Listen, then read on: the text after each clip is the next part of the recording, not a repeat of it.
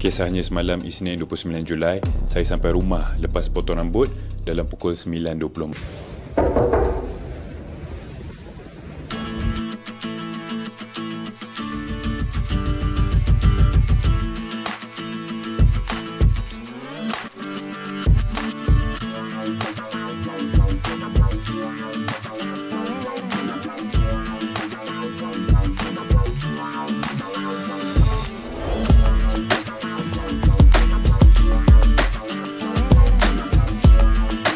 Assalamualaikum warahmatullahi wabarakatuh. Berjumpa kembali dengan Romlia Pratama.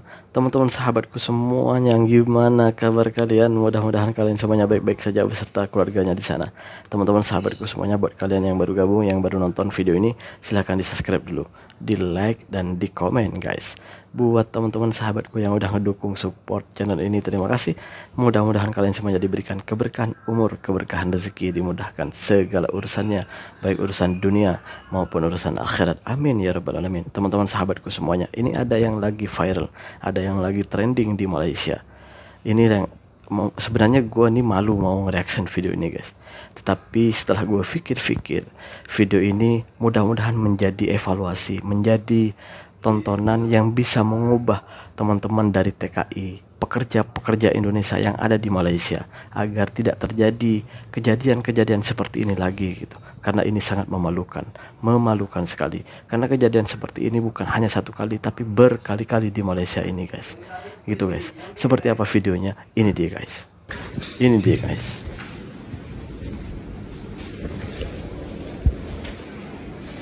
Ini awal mau dibuka pintunya oleh polis karena tuan rumahnya repot polis demi keselamatan sebenarnya. Ini bagus. Gak dibuka pintunya. Ini ceritanya sebenarnya pembantu rumah ya, dari seorang dokter di Malaysia. Pembantu rumahnya tuh ada dua.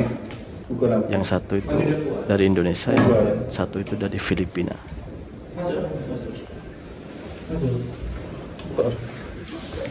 Ini udah dibuka.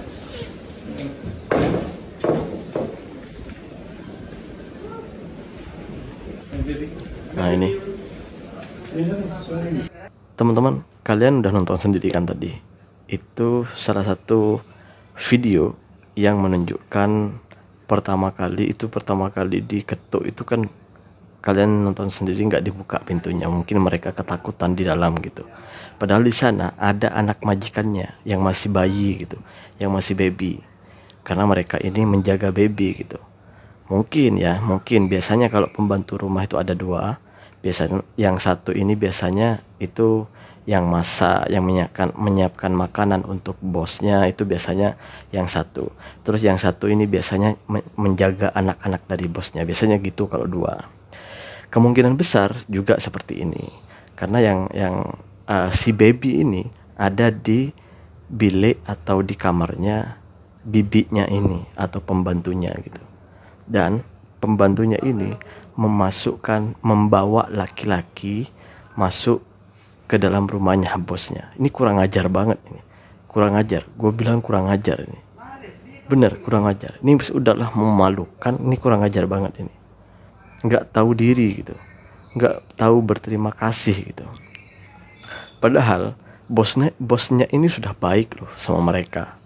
Tapi mereka ibarat kata itu air madu dibalas dengan air tuba gitu. Kan keterlaluan gitu. Ini yang disebut memalukan. Yang disebut memalukan tuh seperti ini. Jadi buat teman-teman, jangan sampai ini semuanya terjadi gitu. Memalukan banget buat bangsa dan negara kita. Kalau kita buat malu, ini pesan ya, kalau kita buat malu di kampung kita, yang disebut itu kita sendiri dengan saudara-saudara dan orang tua. Tapi kalau kita buat kesalahan, buat malu di negara orang atau di tempat lain, seperti contohnya seperti ini gitu ya, seperti video yang tadi itu, yang kena malunya itu bukan orang tuanya, bahkan orang tuanya itu nggak akan disebut loh, bahkan saudaranya nggak akan disebut loh, tapi yang disebut pertama kalinya itu adalah orang mana? Orang Indonesia. Itu sudah pasti semua satu Indonesia kena gitu guys. Jadi ini pesan buat teman-teman semuanya. Waduh, ada video kronologisnya, ada video klarifikasi dari bosnya, dari seorang dokter ini, kronologis dari awal mulanya kenapa bisa kenapa bisa bosnya ini tahu kalau ada laki-laki di dalam bilik si pembantunya gitu. Ini dia guys kronologisnya. Ini dia guys. Okey, saya cerita. Kisahnya semalam Isnin 29 Julai, saya sampai rumah lepas potong rambut dalam pukul 9.20 malam. Okey. Masa saya nak masuk rumah, saya nampak ada dua lelaki berdiri dekat rumah bertentangan dengan rumah saya. Dan saya ingat orang biasa-biasa je lah, sebab kawasan rumah saya ni memang ramai orang lalu lalang.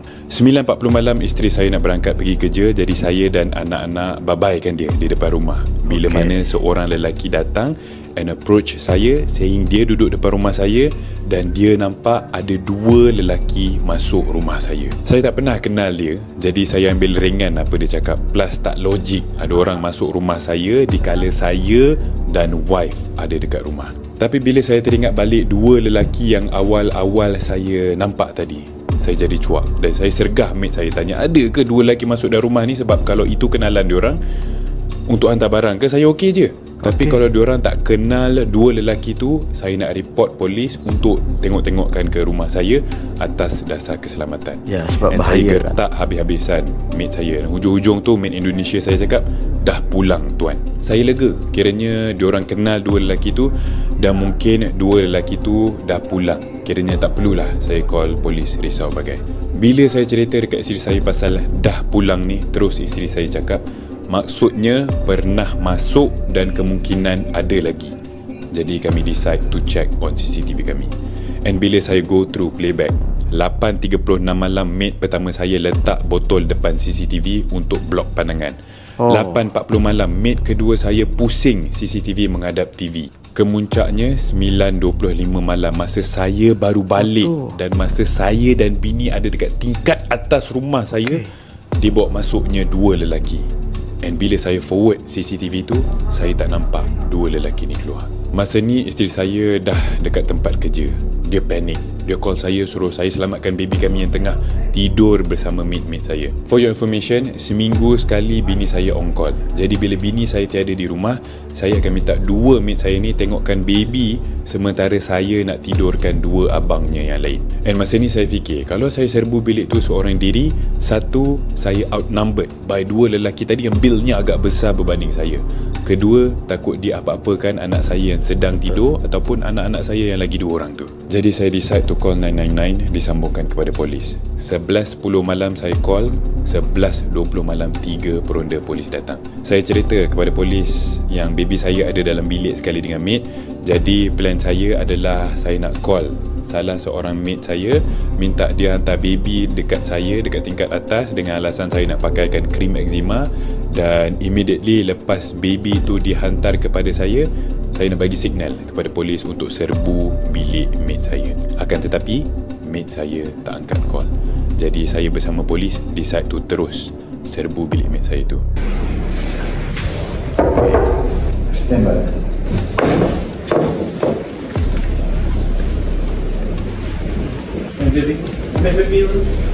Bila pintu dibuka, nampak baby saya tengah tidur dalam roka di tengah-tengah antara dua katil mate saya, dan nampak dua kelibat lelaki bersorok dalam selimut atas katil mate saya. How are you? Yeah, I know girlfriend my cousin. Huh? Polis suruh saya ambil baby dan polis ajar dua lelaki tersebut dan memandangkan dua lelaki tersebut masuk atas jemputan mate dan bukan pecah masuk, tak boleh nak tangkap dua lelaki tersebut. Polis bagi saya settle sendiri dengan mate dan memang saya maki mate saya, saying saya kecewa gila babi dengan diorang. Yalah, saya layan pasti. diorang seperti manusia, tapi layanan binatang diorang bagi kat anak-anak saya. Dedahkan anak-anak saya dengan orang tak dikenali. And what if anak saya menangis masa diorang tengah buat projek tu? Mau dicederakan atau dibunuh anak saya tu? Saya call agensi setiap mate saya. Pagi tadi agensi kepada mate Indonesia dah ambil mate Indonesia saya. Yang mate Filipina ni menunggu masa je. Pengajaran yang saya dapat is trust no one dan jangan bagi muka kepada mate ni. Dulu saya pernah dapat mate Indonesia hisap rokok. Kami belajar dari situ, jangan bagi muka dah, tapi nampaknya kena jangan bagi muka lagi dan lagi. Dan bila saya tanya mate Filipina saya, katanya semalam merupakan kali pertama mereka bawa lelaki masuk rumah.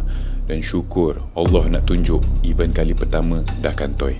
Alhamdulillah kami sekeluarga selamat dan terima kasih atas konsen kalian. Sorry yang teramat video ni panjang. Sebenarnya guys, kejadian-kejadian seperti ini tuh bukan hanya satu kali ini aja, tapi sudah berkali-kali. Berkali-kali ini sudah terjadi.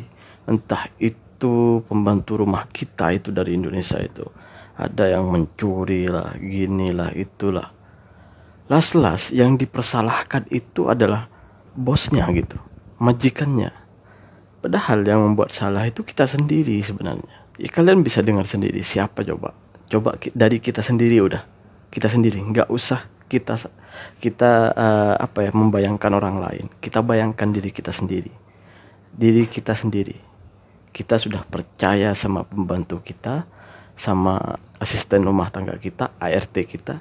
Tiba-tiba ART kita itu, sudahlah anak kita ada di sana bersama dia di satu bilik itu, baby lagi, nggak tahu apa-apa. Tiba-tiba memasukkan orang yang tak dikenal, Bangladesh, yang masuk ke sana, tidur bersama mereka. Coba bayangin, apa yang akan kalian lakukan? Pasti marah dong, pasti marah. Entar kalau si bosnya marah, maki-maki mereka, tersebar luas deh. Kalau nggak si bosnya ini nggak bawa polis dan nggak diviralkan, ini yang terjadi ntar apa, cerita keluarnya itu apa? Pembantu kita disiksa lah, ini dimarah-marahin, sering dimarahin, gini lah gitu. Isunya akan berkembang seperti itu. Yang terjadi apa? Yang dibenci adalah si bosnya, orang Malaysia yang dibenci. Pembantu rumah Indonesia diginiin, digituin sama orang Malaysia gitu-gitu. Padahal mereka ini yang bilang gitu nggak tahu cerita sebenarnya. Coba ini benda ini nggak diviralkan gitu, pasti isunya tuh lain, yang keluar tuh akan lain. Nasib baik si dokter ini adalah tiktoker lah. Jadi beliau ini berinisiatif untuk memviralkan. Ini bagus, agar tidak terjadi fitnah ke depannya gitu. Ini bagus. Banyak orang yang berkomentar, ya orang-orang Indonesia juga gitu. Ini kenapa harus divideoin sih, kan memalukan gini-gini. Biar ada efek jerah sebenarnya. Gue setuju di video ini tuh agar bisa menjadi pelajaran gitu. Agar menjadi ya setidaknya pekerja-pekerja yang lain itu bisa mikir lah gitu. Gak usah kurang ajar di rumah bosnya gitu. Kan gitu. Ini pelajaran untuk kita semuanya untuk mengubah agar lebih baik ke depannya. Agar lebih baik dalam bekerja di negara orang gitu. Kita ini bukan datang kerja ke sini bukan hanya menjaga nama baik kita, bukan hanya menjaga nama baik keluarga, tidak. Tapi nama baik bangsa dan negara itu jauh lebih penting. Karena ketika kalian membuat kesalahan di negara orang, bukan orang tua kalian yang dibaca orang, bukan orang-orang kalian seperti saudaranya yang dibaca orang. Yang dibaca paling pertama ialah negara Republik Indonesia. Orang mana? Orang Indonesia. Itu guys. Gak mungkin orang nanya anaknya siapa. Gak mungkin nanya gitu. Iya, kalau kita buat salah di tempat kita, di kampung kita, yang ditanyain, anak siapa tuh? Anaknya siapa itu? Saudaranya siapa itu? Paling enggak gitu. Tapi kalau kita di negara orang, yang pertama kali itu pasti yang ditanyakan orang mana? Indonesia. Oh, orang Indonesia. Jika banyak orang ini sebenarnya kejadian seperti ini banyak loh. Itulah kenapa ketika ada kejadian seperti ini gitu, orang Malaysia itu nggak heran, kayak nggak aneh gitu. Orang mana yang buat macam tuh? Orang Indonesia, udah biasa tuh. Memang orang tuh seperti itu gitu. Pandangan kita itu dipandang rendah sama orang-orang, bukan dipandang rendah karena kita ini karena fitnah gitu. Kita dipandang rendah karena perlakuan kita sendiri yang nggak bener. Karena perlakuan kita sendiri. Coba kalau kita baik, kalau kita buat kerja yang jujur, orang itu nggak akan bodoh merendahkan orang lain gitu. Kan gitu ceritanya. Coba ayo pikir sama-sama. Teman-teman pekerja semuanya yang ada di Malaysia ini. Kalian itu membawa nama baik bangsa ke sini. Nama baik negara. Bukan hanya nama baik kalian sendiri yang perlu dijaga ketika kalian keluar negeri, keluar negara untuk bekerja. Tapi seluruh bangsa Indonesia itu dititipkan buat kalian agar dijaga nama baiknya. Jadi ini mudah-mudahan ini menjadi pelajaran dan menjadi yang terakhir kalinya di Malaysia ini. Terima kasih buat semuanya. Assalamualaikum warahmatullahi wabarakatuh. Jangan lupa sholawat guys.